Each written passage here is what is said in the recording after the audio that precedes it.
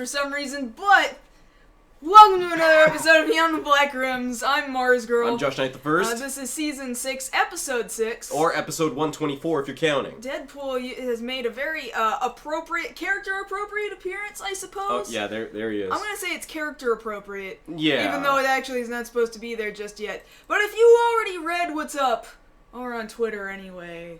Yeah, we'll explain more about that later. By Deadpool. Yeah. Hey, there we go. There's our logo. All right. Fantastic. Great to see you guys all out here. Thank you as always to the Patreon contributors over at patreon.com/MarsGirl who make this show and all kinds of other shows that we do possible all the time. So thank you so very much. Good to see everybody.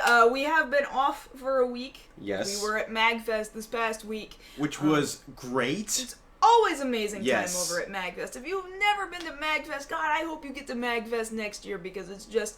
Like, people here in San Antonio get so excited about PAX South. They have no idea. And I kind of understand because San Antonio doesn't have anything even remotely like that. That size. That size related to gaming. But, MagFest, Music and Gaming Festival is just such a different kind of atmosphere because it is a festival. It's more a festival than it is an expo or a convention. Tons of people just playing music everywhere. Game Room was easily the best that it's ever been absolutely. this year. Way more Japanese imports than I expected to see. Especially, they had the Gundam Battle Assault game there. Yeah. The linked up between 4 arcade consoles. The most rhythm games I've ever seen in one place. The sad part about it was exactly like when we went to Japan, because I sat in for one round, and I was immediately beaten by an Asian guy. That happens no matter where I go in that game. I guess I barely that's had true. the chance to get off anything with heavy arms, but at least I was using heavy arms. Yeah, and that made me happy. And man, if you missed out on our cartoon intro sing-along... That was the biggest it's been. Yeah, and it's...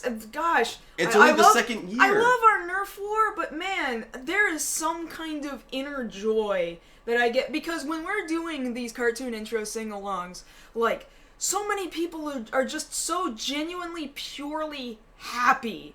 And of course, it helps that we're not just playing the intros to all of these shows. We're also doing bingos and giveaways for prizes and DVDs and candy and Valentine cards. Yeah, and the nice thing about it, we thought it was going to be a problem, but they had scheduled this for 9 a.m. Saturday morning.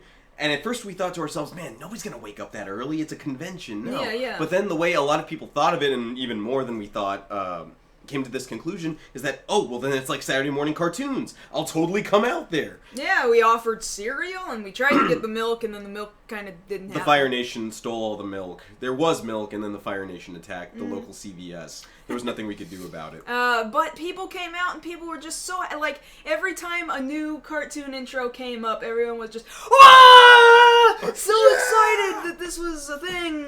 Oh, man, yeah, the Pokemon intro, of course, was a thing. We introduced a few new ones this year.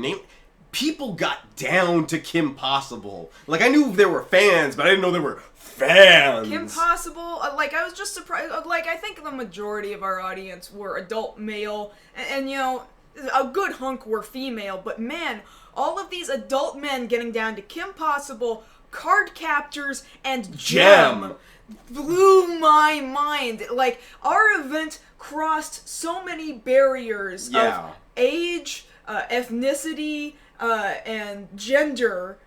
It was amazing. I loved it, and everyone was just so happy, and it made me so happy because these people were just smiles and loud and dancing. It was so good. And then they all got so pissed off when we played the Sonic Underground opening. Except for the couple of people who knew the whole monologue for Sonic's mom in Sonic Underground. Jack, too soon will seal their fates, and people are just shouting it. But then you're all there telling them, at least it's not Sonic Boom.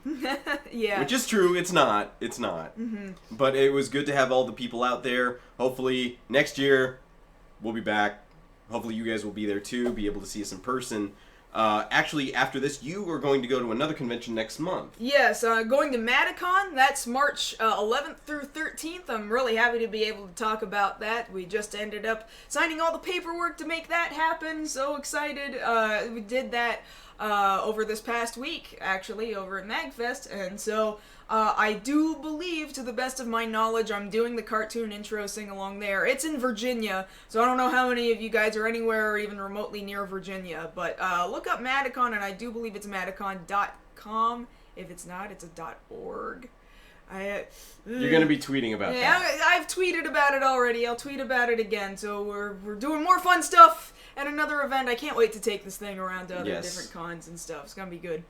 Yeah. Yeah. Is there anything else going on before we need to start listing off our main stories? Not well, okay, let's see, what did we do? We did the Nerf War, we did the sing-along. Nerf War was great, as always. Everyone was so well handled, as always. I love the MagFest Nerf War, because everybody just handles it so well. Every year, the LARP portion seems to get bigger. It gets bigger, and people actually get more well-behaved with it, and they understand, I can only use these kinds of... Like, people are really well-behaved. I'm really surprised, you know? I'm very happy to see that. We had another clear-cut winner. We actually had prizes this year, which was nice. You know, yeah, we got to give out some MagFest currency that they gave us. M-points, which could be spent in the dealer's room. You know, like one M-point is equivalent to $1. Yeah, so we were giving out tons of money.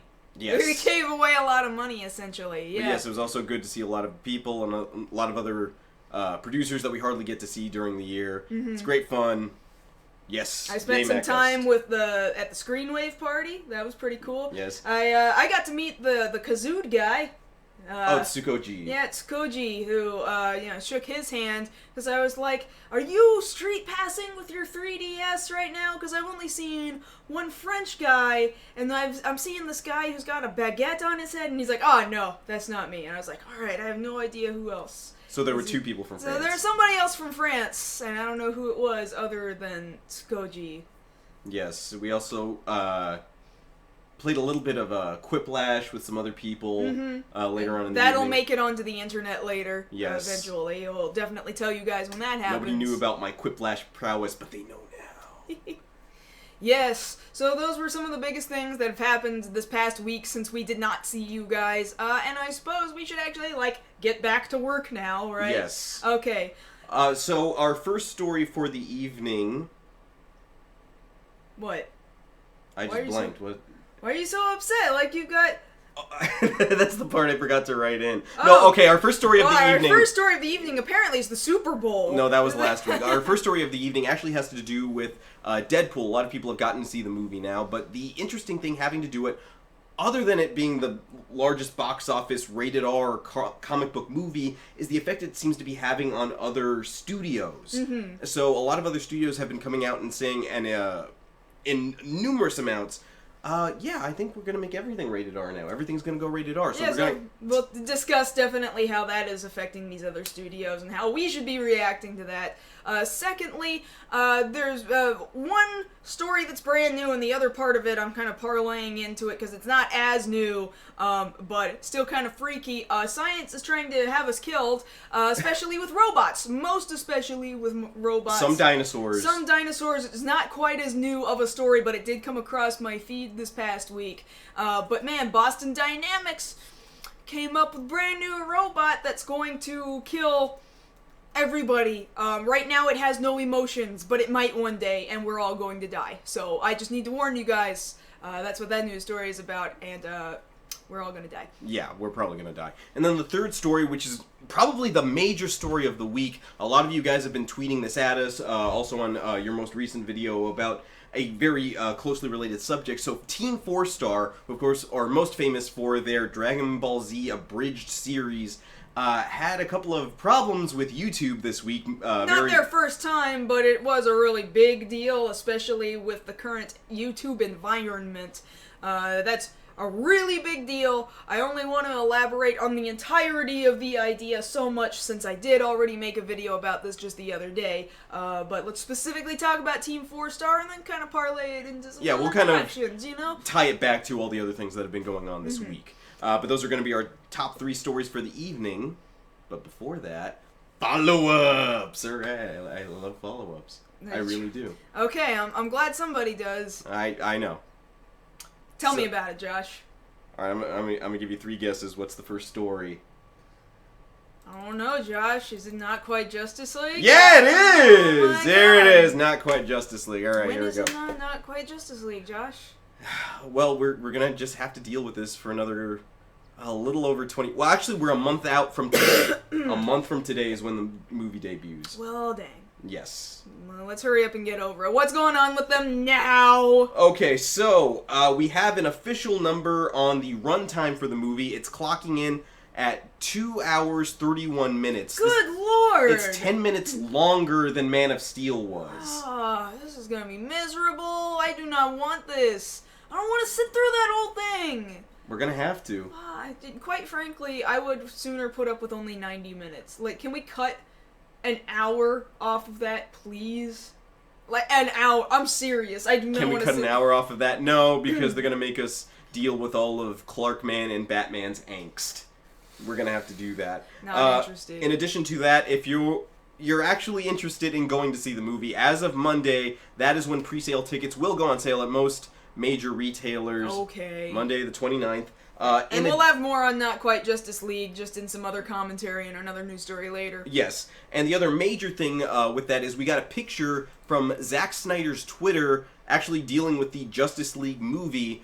Here we see him with Jason Momoa there dealing with the costuming there in the background. And the most notable thing, you can't see it here immediately, but just off to Snyder's right, in the far back, you can actually see... Let's see what I can do about that, actually. Yeah. You can actually see two very clear costumes. To the far right, you see the Flash costume, which is apparently already done. And next to that, we see Aquaman's costume with a little more armor on it. A lot of people are saying it looks very much like his Injustice costume. And then we have this matte black costume immediately next to Snyder. A lot of people are trying to figure out just what that is.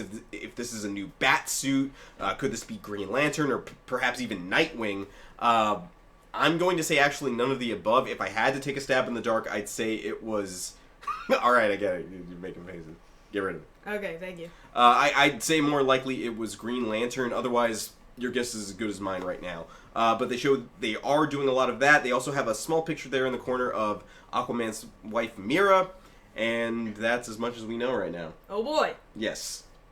Great. What else have we got? What else have we got? In other DC news, great positive news out of the animated camp. So, Young Justice, as a lot of people know, was a series that aired on Cartoon Network and unfortunately didn't make it past their second season. Well, now it seems that there might be a chance for a third season. So, the way this is working, as I understand it, is that now that it's available on Netflix, the idea is that one of the executive producers of the show has gone out and said the greatest chance that this show has to get a third season, you have to watch, you have to watch, you have to watch. Make sure you're watching Young Justice and let Netflix show the numbers go up. Mm-hmm. Because that's probably where the outlet will be. That's where they'll get it, a third season on Netflix. There is nothing wrong with a series going to Netflix. No, that's absolutely okay. I none. mean, so long as you're a subscriber to Netflix. Actor Carrie Payton, who does the voice of Aqualad on the show, tweeted as much that there's a very good chance, doesn't want to get anybody's hopes up, there's a very good chance that this could lead to season 3. So absolutely support Young Justice there on Netflix. It was actually nice when we were there at MagFest. There were some nice Young Justice cosplayers. They're promoting Save Young Justice with flyers there right by the famous gazebo there at the Gaylord Hotel. So yes, gazebo. That gazebo. If you know anything about conventions, it's that gazebo. Mm-hmm. All right, so moving on to some other related DC news over on TV. We got another on-set pic of Supergirl and Flash. There we have Melissa Benoist and Grant Gustin there in costume for the episode, which will air the Monday after Not Quite Justice League comes out. That'll be over on CBS. Mm-hmm. Good to see them in costume, having some chemistry together. Very fun times. Yes. Yes. All right. So that's going to do it for all the DC news. We can put that aside. Okay, good. Let's move over to some game news. So interestingly enough, we talked to you guys about Nintendo talking about developing their video game properties into live action or movie properties. Mm-hmm. That's happened a couple of times, yeah. So the biggest thing to come out of that, which isn't a confirmed anything, it's just a little blurb that's been put out there, is that MMA fighter Ronda Rousey has come out officially saying, I would like to play Samus. Huh. To which most people are like, yeah, I could see that. Yeah, I could see that. I mean, she's not my first pick. I'm going to be honest. I'm not saying she couldn't do it. I'm but saying she could she's do somebody who could appreciate it. Well, no, she absolutely appreciates it. One of the things that she has going for her is the fact that she's made it very public, her nerdness. Oh, yes. You know, she loves Pokemon, she loves most video games. Dragon Ball Z. And so, in this case, it's nice to have somebody involved with a project that has an appreciation, a love for the project. So, on those grounds alone, along with the fact that any stunts she would have to do, she can probably do. Hi, Cat. It's not the worst idea in the world. No, not let's horrible. Look at it that way. In other game-related news, so we've been... I'm going to go ahead and call this Hideo Watch. Because Hideo Watch, for what purpose? Because we're watching to see what Hideo Kojima does next. Uh-huh. You know, we want to see what the next big thing. So we set up... Right now, he's reviewing movies on YouTube. Right now, he's doing that. But he has had an interview where he says the next project he's working on, which he's not saying what it is yet, he wants it to become, quote-unquote, so big it gets an anime adaptation. That is his goal. Well, Whatever he's done he's games that have been animated. Yes. Yeah, so that's not too outside of the realm of possibility. Kind of within things he's already done before in the past, really. Yes. So, you know, he has a fairly good chance of that happening. You know, one, he's got the name. The name will sell. Oh, easily, yeah. And based off that alone, he could get any number of studios coming to him. Excuse me, how much do you want? Exactly. Because we'd love to work with you. Because Konami won't. Because Konami won't, and frankly, what was that hashtag? Where it switched the two letters around for Konami.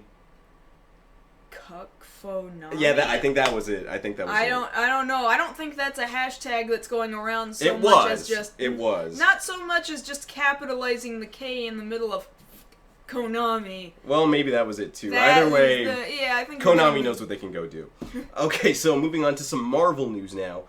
Some major news coming out of the Netflix branch. So the first thing we're going to talk about is the fact that now we no longer have to wait. We have confirmed that they have cast Iron Fist for the Netflix series, and that will be Finn Jones, who a lot of people know from Game of Thrones. Now that we have him, he rounds out all of the Defenders, including Daredevil, Jessica Jones, and Luke Cage.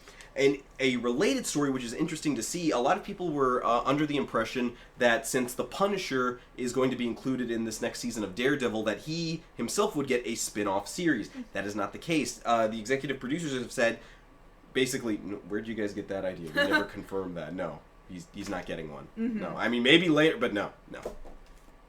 Calm down, no.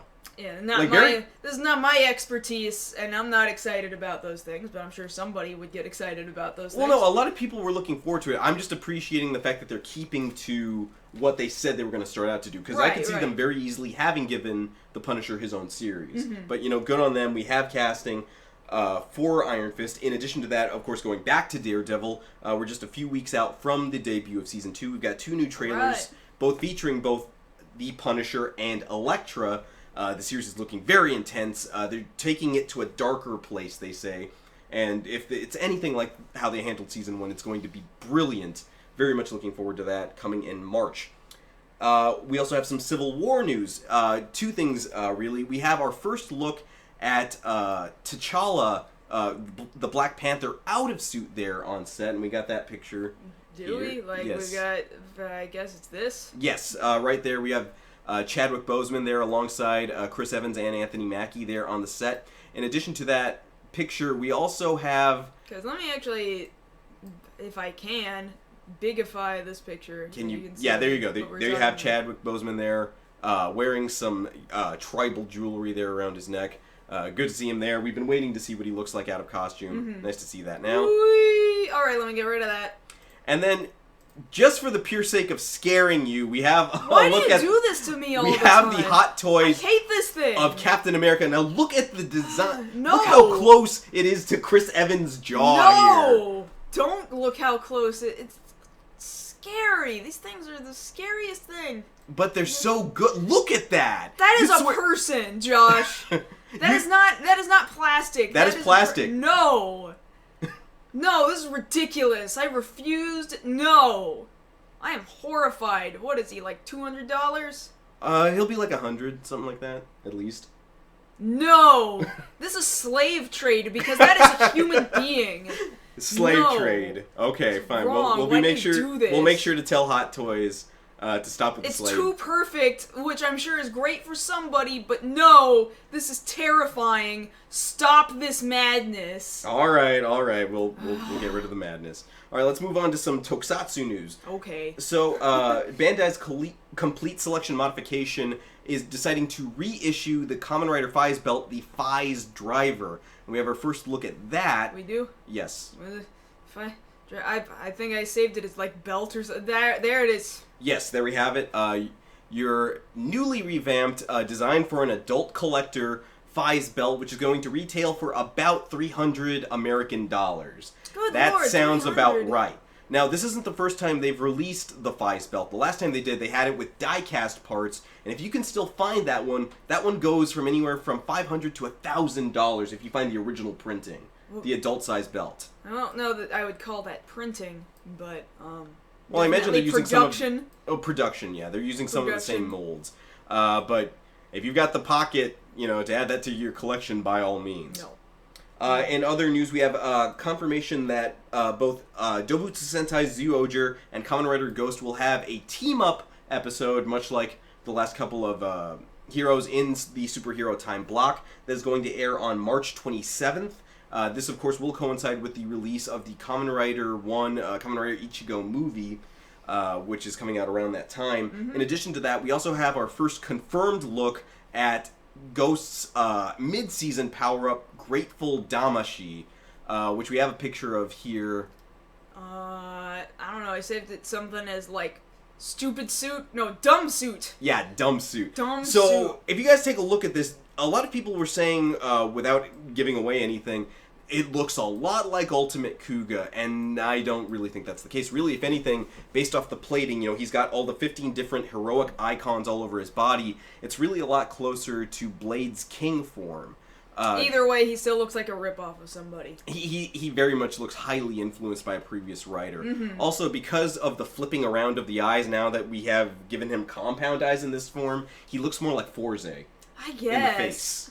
Just but in the face. He just kind of looks like a noisy mess to me. Yeah, and I think it takes away from the aesthetic of what makes Ghost Ghost, Mm-hmm.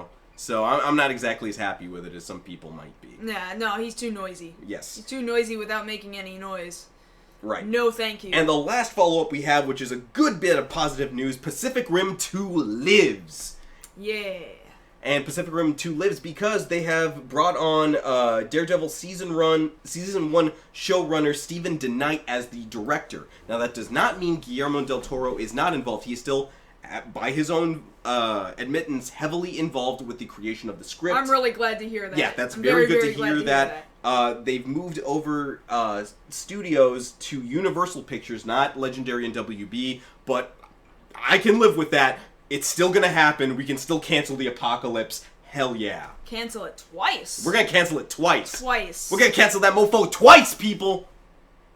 I'm just happy. Okay, All right, let's get to our first story. Okay, so what was our first? We had Deadpool show up as soon as I launched our show, and now Let's see if we can get him back. There he is. There he is. Yeah, there you go. Hi, Deadpool. So really, the story is not necessarily about Deadpool But so it much starts there. as his influence. And realize, of course, the Deadpool film launched. What was it? Last week? Week before? A week before last. Okay, so he's been out for a couple weeks now, and it's, like, we went to see it, and we're not gonna spoil it for anybody who might not have seen it. But Deadpool is not my kind of superhero. However, I absolutely appreciate what this movie is because of what it needs to be, you know? Because, shockingly, out of all studios it could have come out of, Fox, who has just dropped the ball on everything, so many other adaptations. So many other Marvel adaptations. This is one of the closest, most accurate-looking comic book adaptation films I've ever seen. Got Deadpool's character right. Got Colossus right. And for that purpose, despite the fact that, like, really R-rated superheroes are really not my thing, it needed to be this. Right. And it needed to be Ryan Reynolds, because Ryan Reynolds needed to not ever be anything else ever. Like, except Wade Wilson. He needed to be Wade Wilson. That's just the way, like, I really don't like him otherwise. I've never liked him in any other movie ever. Certainly not as Green Lantern. We don't talk about that. But he did exactly what he needed to do as Deadpool. Now, for that reason, like, I'm not the only person who liked it for that reason or for any other reason.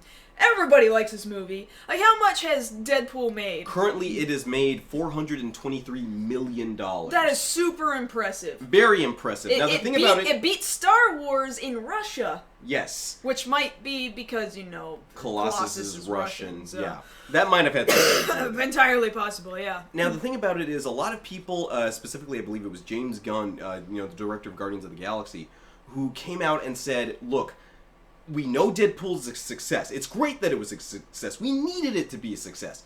The problem is what people are going to do with that success, and not necessarily Fox. Mm-hmm. The problem comes when big studio executives look at this movie, see the success, and then mistakenly attribute that success to parts of the movie that really aren't what made it successful. Yeah, it's not that...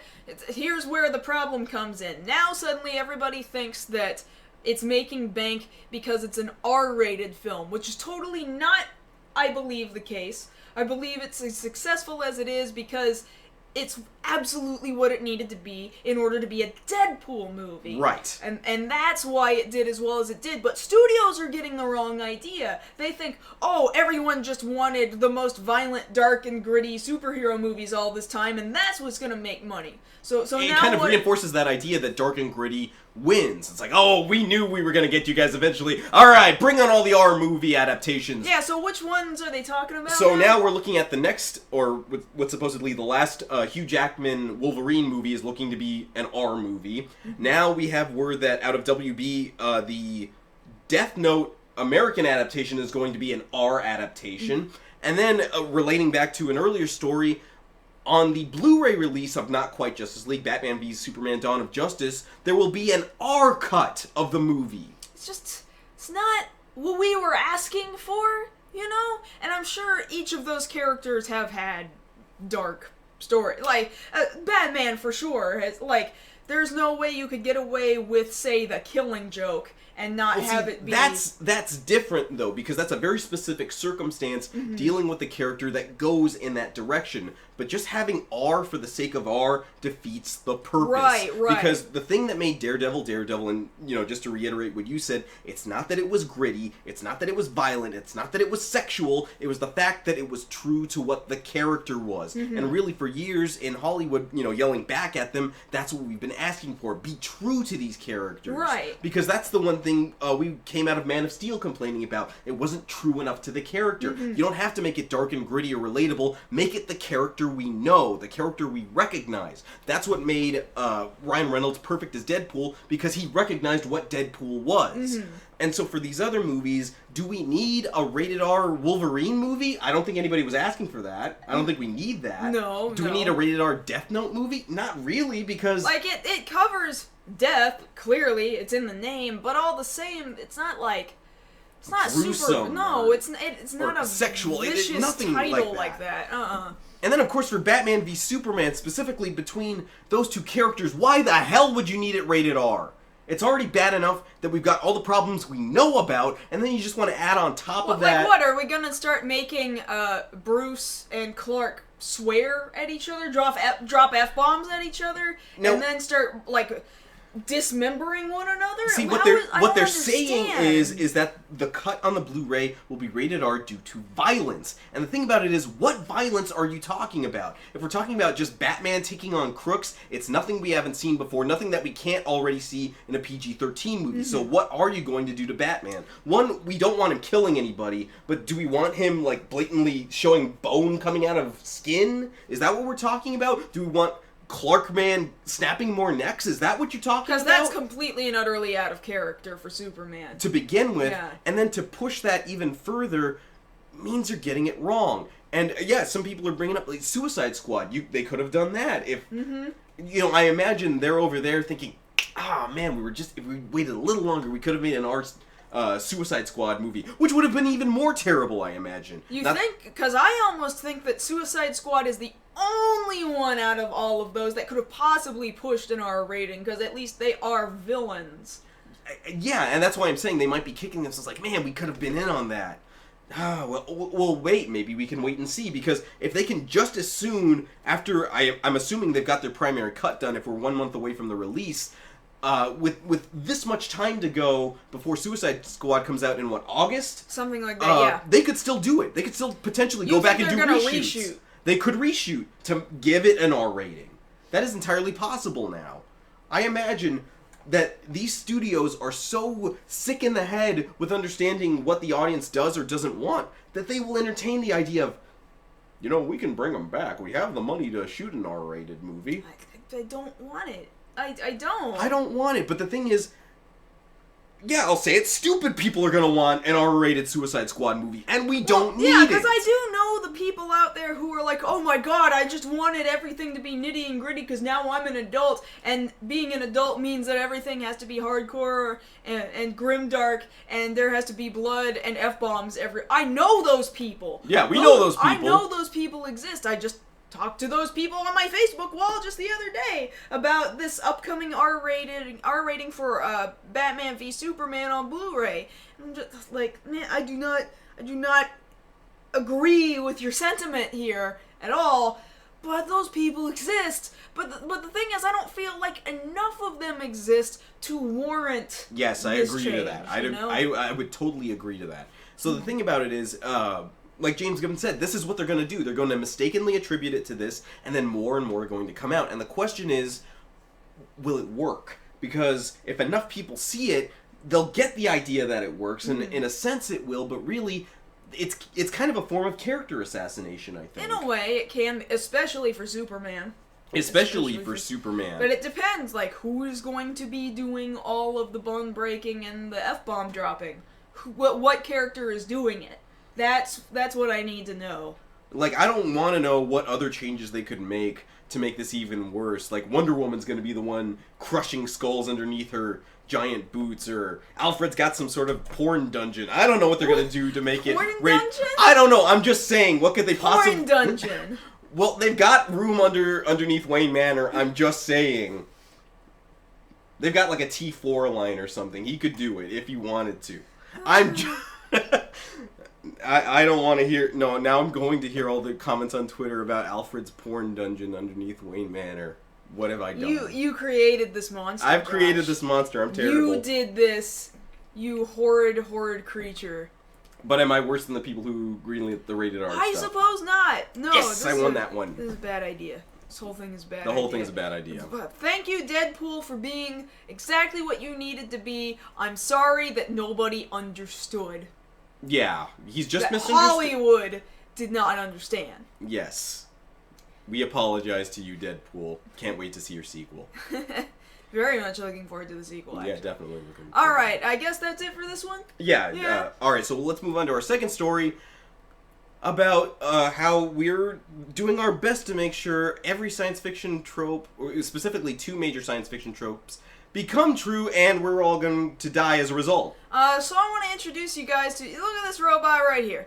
His name, I believe, is Atlas. Yeah, yes, Atlas. His name is Atlas. And you might be familiar with his creators, Boston Dynamics. And Boston Dynamics has created the scariest robots over the most realistic moving. Let's put that in context here. Over the last 5 years. And yeah, it's because they're the most realistic moving things. Mostly, like, they were really well known for example, Big Dog, which is a 4-legged thing that has now learned how to realign itself when it stumbles. It moves relatively fast, and these were all like gas-powered robots, and they used to be like really loud. Well, now, just 2 days ago, Boston Dynamics gives us Atlas, who is very much humanoid in nature. He stands almost as tall as an average-sized man. He also, what are we looking at right now? Here, opening doors. He's going out the fire exit, guys, and he's holding the door open for himself as he goes. And you'll see the footage loop. He walks around outside, and he's trampling through snow and stepping over things, and he's readjusting himself. And so those things are things that Boston Dynamics has done before. But now he's also, like, picking up boxes and he's lifting, like, 10-pound boxes. Now, the thing about it, understand what we're showing you guys here. This robot has learned to keep itself upright on various terrain. It's learned it how can push itself back up after having been knocked over. Like, it does this really scary jujitsu kick to get itself back up. It also continues to track. Like, here in a little bit, there's some people being douchebags to this robot, alright? Like, all he's trying to do is do his labor, right? Yeah, just trying pick to up the boxes. lift the box, but then this dude will come along with a hockey stick and knock the box out of the robot's hands, and the robot can trace the box and continue going after it, trying to pick it up. Now, at first sight, you're thinking, oh, well, they're just testing how accurately it can keep on task, which is great, you know, when you're thinking about your robot labor force. But then when you're looking at the footage and seeing how much, maybe a little too much, the tester is relishing having this hockey stick and being like, and then pushing back Atlas to not be able to complete his task just to show what's going on. So, like, here it is right here. Yeah, here he comes. He's bending down to pick up this box, and dude comes along. Here comes the tester, and knocks it out of his hand, and then just pushes him back. Now, like a again, douchebag, and the robot's like, oh, well, I'll just keep trying to do my job, and he goes to bend down, and the dude's like, nope, oh. Blocking you. You can't do it. He's like, no, I will go ahead and complete my task. I can do this.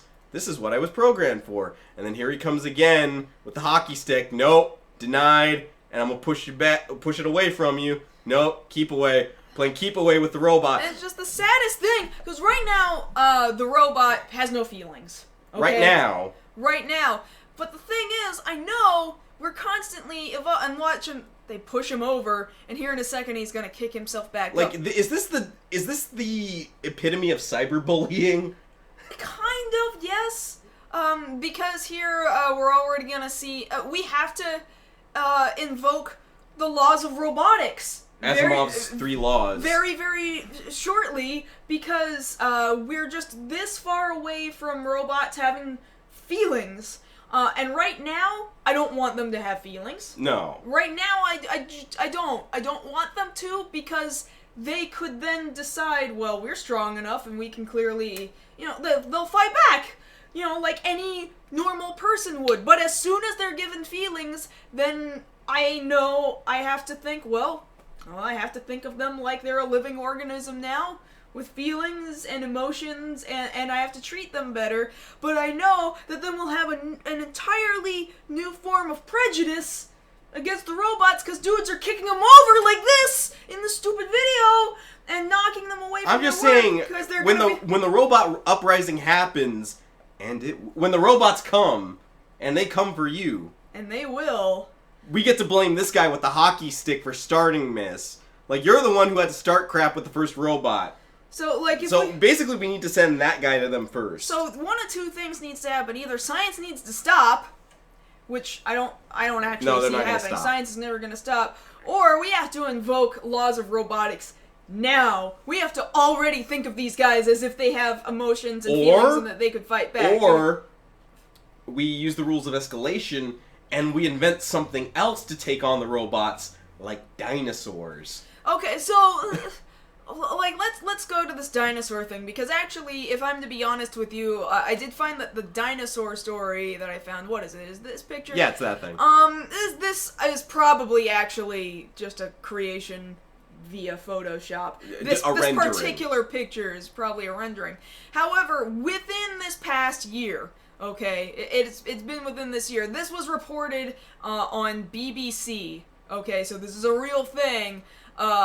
They have created chickens that have grown the face of a dinosaur. All right, so this is it no longer has a beak. It has, you know, teeth and this nostril-looking thing going on here.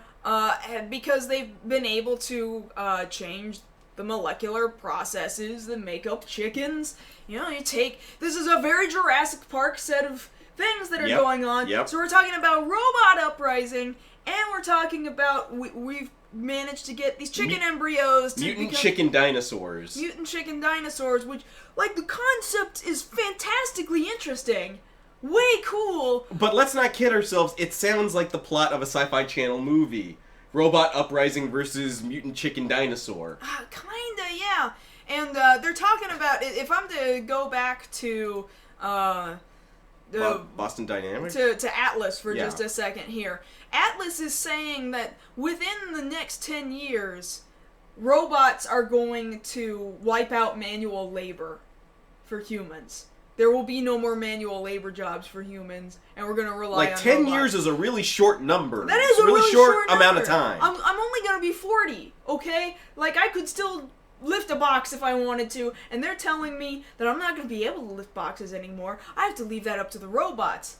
But then, now we've also got dinosaurs in the picture. So, like what happens? Do we get dinosaurs to... Do we get a pet dinosaur to then Well, it's the question, fend like, off the robots? do we get a pet dinosaur, pet chicken mutant dinosaur to fend off the robots, or is it the thing where, like, we make too many of them at once, like we had to order a package deal, and then with the excess, like, McDonald's buys them out, and then that's what they use for the next McNugget, the Dino McNugget, and then we have to eat them? I don't know Like, if will I they want taste that. alright?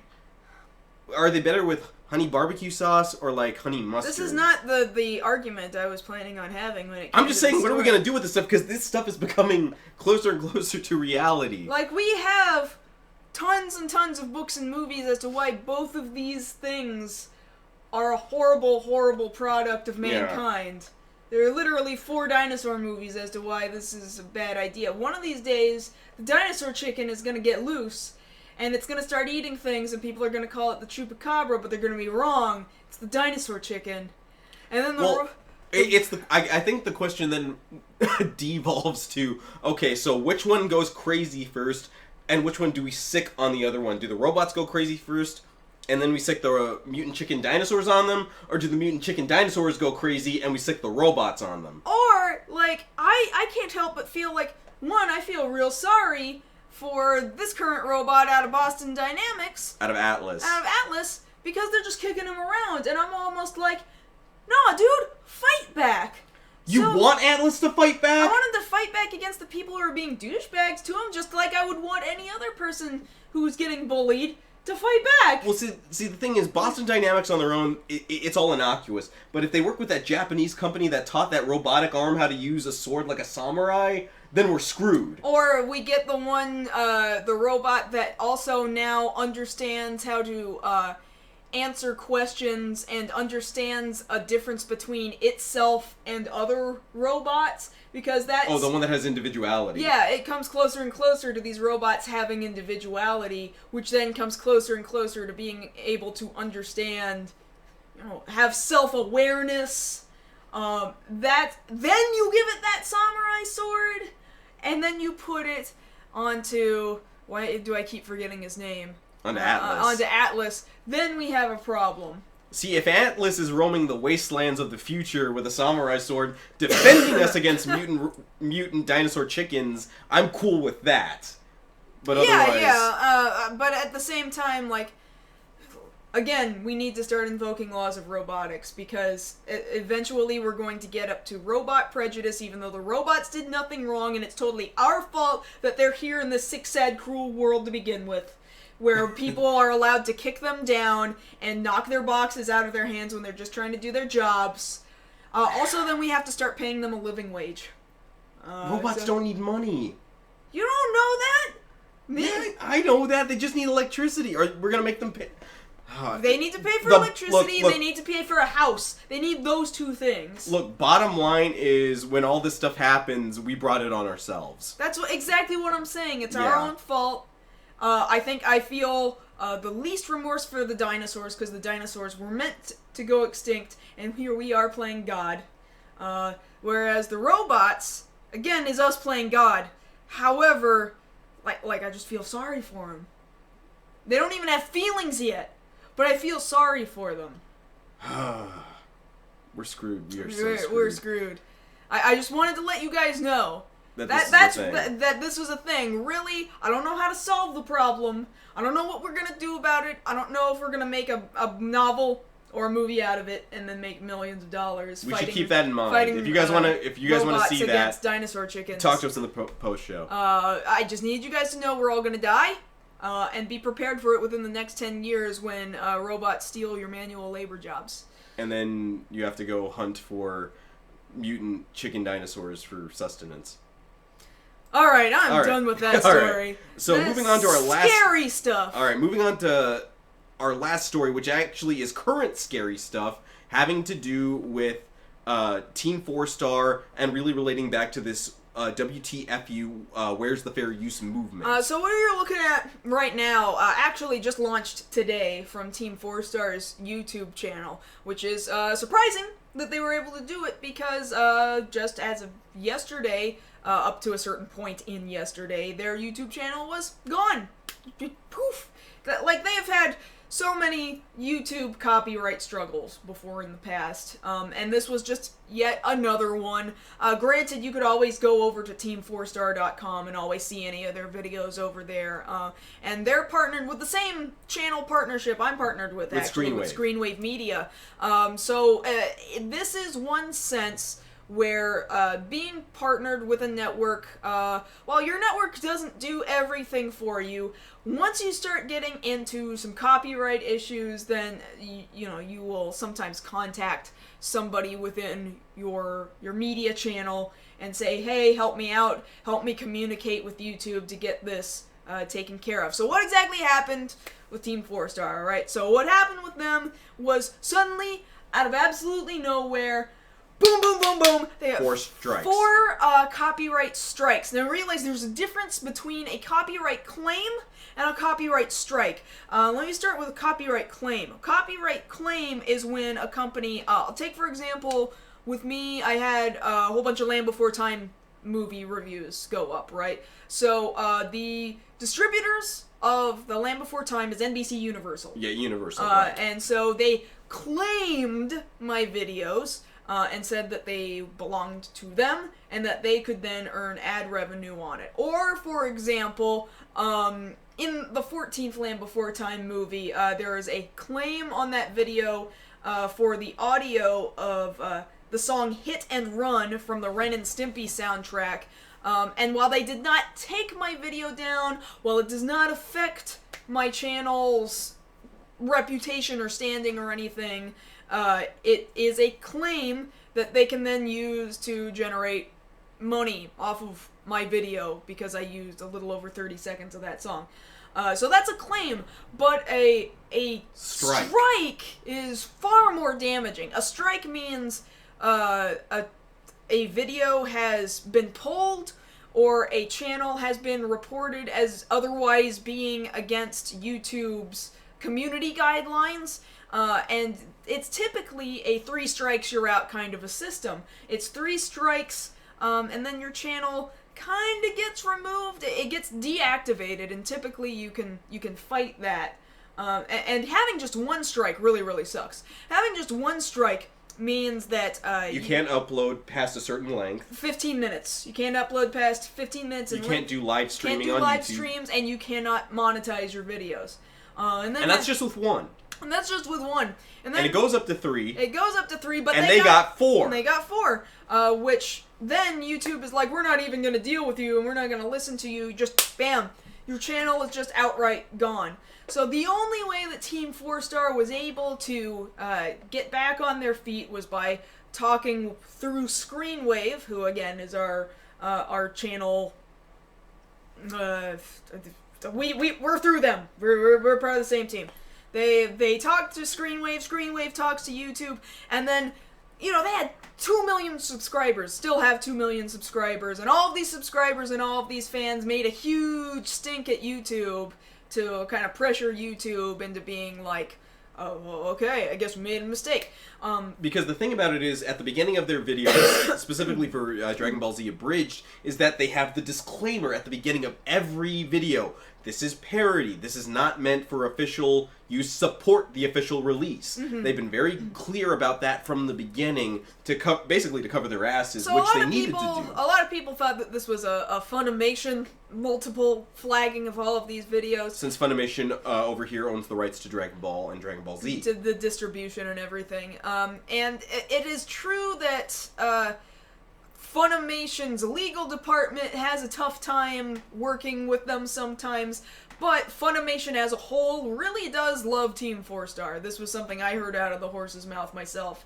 That their legal department is like, meh, but they do love them, and they're not they trying absolutely to, appreciate fight them. what the product is that they put out. The problem then, they didn't say specifically which company, but we got a pretty good idea. It was from the Japanese side of things, not the American side of things, but the Japanese side of things, which should probably mean Toei. More than likely Toei. And man, Toei makes a huge stink about. Toei has flagged me on a number of occasions. They flagged me for One Piece, they flagged me for Kamen Rider related stuff, they flagged me for Super Sentai related stuff. Toei. Dude, Toei sucks. Toei does suck. Really, Japan does not yet, I believe, understand this concept of what fair use is under American copyright law, and that has become very, very obvious somewhere around the same time that YouTube Red was thrown up as a service. Around that same time,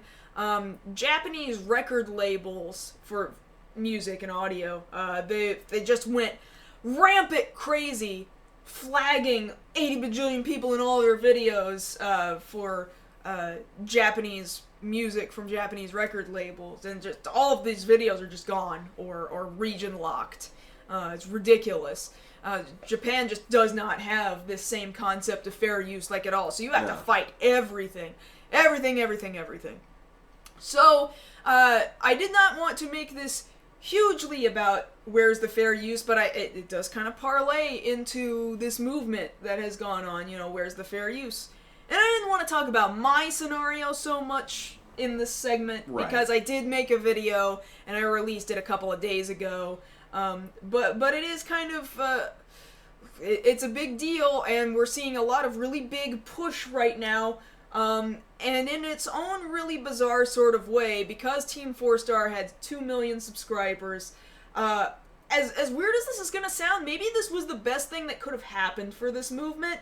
Well, yeah, because the thing about it is the movement has gained a lot of notoriety over the past at least week. With people, many other Channel Awesome producers putting out their videos, their thoughts on the subject of, what it is to deal with YouTube's copyright system, what it is to make a video that stands in the definition of fair use and to still be basically targeted by YouTube, by bots, when it's not fair.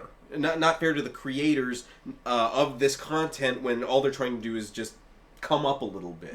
And the thing about it is, for something like this to happen just after a bunch of these videos come out, because, we were at MagFest all this past weekend, but it's not that we weren't keeping up. We were keeping up, on our phones, seeing all these different videos coming out, making sure what everybody had to say. And in fact, while I was at that Screenwave Media party, the topic of where's the fair use came up, and I had a huge conversation about that with a couple other people. So even while we were out there, the conversation did not go away. Yeah, and the thing about it is, why you say it's the best thing that could have happened, is that with a lot of causes, and this is just a truth of life, is that a lot of things don't really matter to you until it matters specifically to you. Yeah. There's an issue going on, and yeah, you're aware of it, but it doesn't really affect me. But then when it came to Team 4-Star, it's like, no, you're coming after my entertainment. Twitter! And then when one person does that, that's nothing. But when a whole channel's worth of people, hundreds of thousands, if not at least the million or more, come after him. Yeah, come after it. Hey, YouTube, what the hell? Then they have to take notice. And of course, Team 4-Star very much credits their fans for helping them get their standing back. And the important thing is yes, we need that kind of vigilance, not just because it's Team 4-Star, but for everybody to keep an eye on this stuff. Because what's not fair to the small, just getting started 5-video guy is just as unfair to the person who's been doing this for 3 years and has several tens of thousands of subscribers. Right. And in some cases, it's true that YouTube's automated system is very broken. It's true that it can be abused both by big companies and by small companies. It's true that I have been under attack, possibly by people who simply wanted to silence my opinion. It's true that some other people have been attacked who have had no music playing in the background at all, have had no video playing in the background at all, and it doesn't have to be contested. You just have to have a false claim, and you are guilty until proven innocent. Now, I need you to realize, though, it sucks, and it's bad, but, like, you can't give up, you know? You can't run away scared. And I've seen so many people be like, well, I guess I'm not going to release videos on YouTube for a while anymore. I guess I just can't produce the content I want to produce. But I cannot stress this enough. That is not something you can afford to tell yourself. Because let's say you even move over to Vimeo or Dailymotion or whatever. Let's say that everybody... This is not going to happen. That's the problem. That's one of the problems. But let's say everybody decided to pick up and move to Vimeo or Dailymotion. Eventually, Hollywood is just going to chase you all the way over there. And even on those two places, it's not like they'll just disable a video. They'll just down your channel without question. Right now, it's not as heavily policed as YouTube. But, like, if they get a claim, your whole channel can just be gone. So no matter what, like, if we do not stand and fight it now, here on YouTube, the current most popular, best functioning video service, then it's gonna keep happening. And it doesn't matter whether you're big time or small time, you have got to fight it anytime you get a claim. You have to. Look at it this way. Running gives the studios the idea that they can give chase. Running makes you look guilty in a sense, but if you stand your ground and know how the system is supposed to work and be like, no, you can't take this, I'm going to fight this, like, even if you take my however many days it takes for YouTube to review it, even if you took that much revenue, you're not going to take any more beyond this. Mm-hmm. You know, you stand your ground and make sure you show them where you stand on it, and everybody has to stand in solidarity, otherwise they're going to think they can continue these trends of pushing around the little guy, pushing around other channels who are just, like I said, trying to come up, trying to provide innocuous content, something people can enjoy no matter who they are, and we deserve to be able to do that stuff. We deserve to be able to enjoy that stuff. And really pushing back and fighting copyright claims, sending in your own counterclaim, that's the unfortunate thing about YouTube, is that its wording tries to word it in a way that is meant to scare you away from fighting back, but you have to realize it's a sham. It is meant to scare you, and that's all it's meant to do, because if you put in a counterclaim, it doesn't further hurt your channel. Even if, say, NBC Universal, for example, decided, no, we meant to do that, we did that on purpose, we're still going to claim your video, it has not further hurt your channel to put in that counterclaim, so you may as well do it in an attempt to fight it. You may as well stand up and fight. Then it gets to a point where if you still have lost your counterclaim, then you have to appeal it, and there's a possibility it could go all the way to court. And at that point, no, you probably don't have the money to fight back. But up until that point, like, there is literally no reason not to fight every single counterclaim that you have, because the worst thing that's going to happen is they're gonna go, nah, and then you'll be in the exact same position you were in to begin with. So you may as well fight and see if you win, right? May as well. Do it! Like, don't be afraid.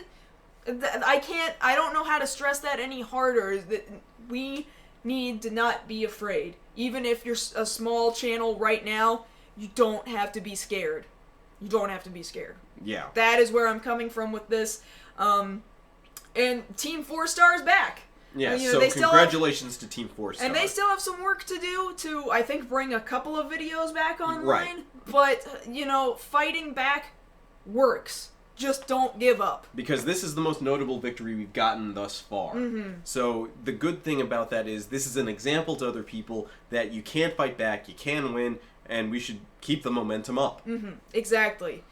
So, man, we managed to fill up this whole hour, and I guess this is where we should halt the main portion of our show. Yes. But if you are here with us live right now, I'm so glad to see all of you guys again after this past week has gone by and we haven't gotten to see you. You guys get to stick around with us and have another half an hour of Q&A time with us. And if you're not live with us right now and you're watching this post-show, that's great, but we would love to see you guys, again, here live, always live on Thursdays at 9 p.m. Central, here at youtube.com/MarsGirl/live. I'd just love to see you guys and have you hang out with these lovely people, right? Oh, I'm pretty sure it's over. Whoever this is right here, they're cool. Yes. But that having been said, you can always follow us during the week over on our social media platforms. On Twitter, I'm at Josh Knight First. And I'm at MarsGirl. And that having been said, that's been tonight's episode of Beyond the Black Rims. We'll see you guys again next week. Good night!